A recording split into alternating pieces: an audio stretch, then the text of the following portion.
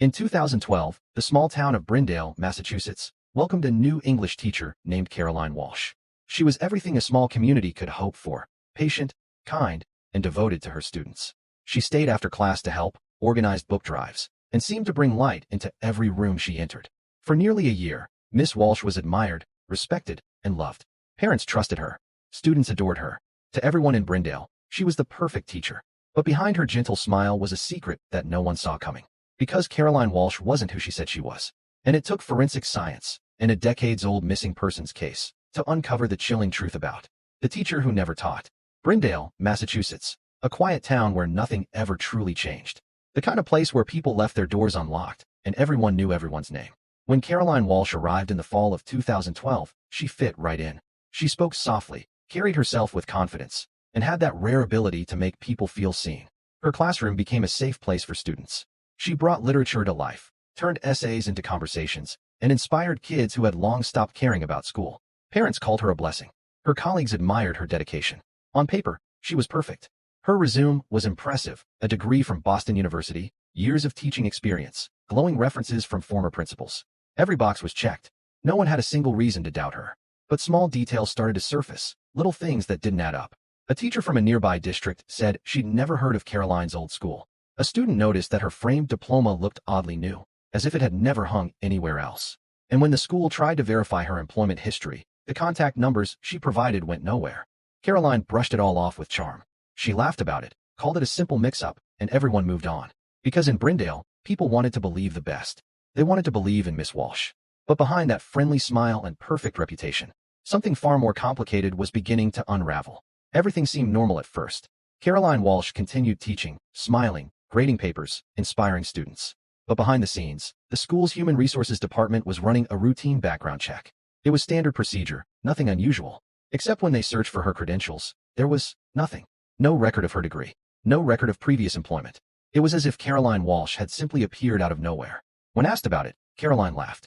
She called it an administrative mix-up, something that would be resolved in a day or two. Most people accepted the explanation. After all, she was Caroline Walsh, so charming, so convincing, it was easy to believe her. But some doubts lingered. One curious student decided to search online and found an old photograph of a woman who looked exactly like Caroline, but the name attached to the photo was completely different. Questions began to multiply. Then, without warning, Caroline resigned. She packed her belongings and vanished from Brindale, leaving behind only the echo of her presence. By the time police arrived at her apartment, it was empty. A half-packed suitcase sat in the corner. On the floor, a single piece of chalk remained. A small, silent reminder of the classroom she had abandoned and the secrets she had left behind. When Caroline Walsh disappeared, the mystery only grew. Police began digging into her past, trying to trace her identity. But the more they searched, the more questions arose. In her apartment, forensic teams combed through every detail. Fingerprints were lifted from doorknobs, light switches, and personal items. DNA samples were taken from hair and skin cells left behind. And the results were shocking. None of the prints or DNA matched anyone named Caroline Walsh. In fact, the name Caroline Walsh didn't exist in any official record. Using advanced forensic techniques, investigators traced the DNA to a cold case from 1999, an unidentified Jane Doe in Oregon. It was a breakthrough that connected the small-town teacher to a decades-old mystery. Facial reconstruction, DNA genealogy, and meticulous fingerprint analysis began to reveal her true identity. Every clue added another layer to a story of deception that no one in Brindale could have imagined.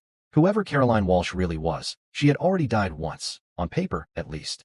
As the investigation unfolded, the truth about Caroline Walsh began to emerge, and it was more astonishing than anyone could have imagined.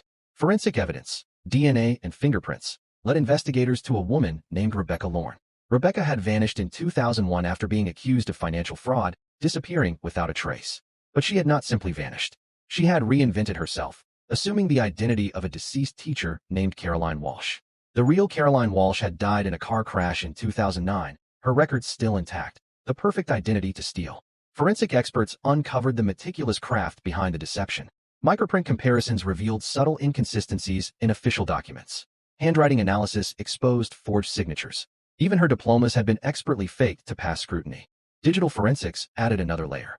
Email metadata, account timestamps, and hidden digital footprints traced her movements and communications, confirming that every detail of her life as Caroline Walsh had been manufactured. Every resume, every reference, every certificate, a masterpiece of forgery. Rebecca Lorne had created a life so convincing that an entire town had believed in her. But science and forensics were relentless. The truth could not be hidden forever. With Caroline Walsh's true identity exposed, investigators turned their attention back to the old cold case in Oregon.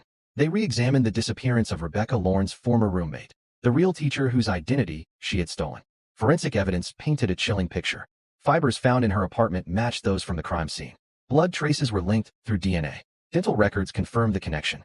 Rebecca, now living under yet another alias in Maine, had managed to stay hidden for years.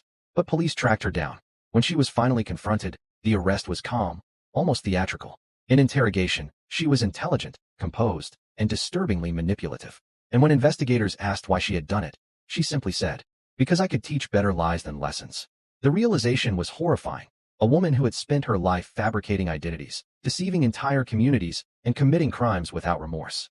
The teacher who inspired a town had been living a lie from day one. The trial that followed was swift and decisive.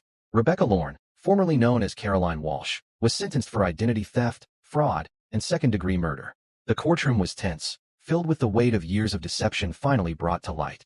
The community of Brindale struggled to come to terms with what had happened.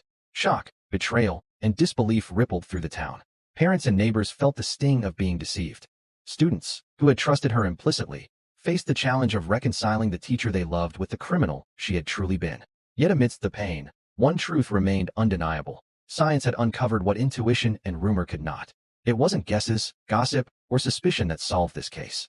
It was the meticulous work of forensic experts, following evidence wherever it led. Forensics doesn't forget, even when people do. In Brindale, the classroom now stands empty. The chalkboard is silent, the desks untouched. A stark reminder that sometimes, the most dangerous lessons come from those who never truly belonged there. This has been Forensic Shade Stories, where science meets shadow, and every lie leaves evidence. If you found this story compelling, don't forget to like, subscribe, and share. Leave your thoughts and theories in the comments below. We'd love to hear what you think. Stay tuned for more stories where truth and deception collide. Only here on Forensic Shade Stories.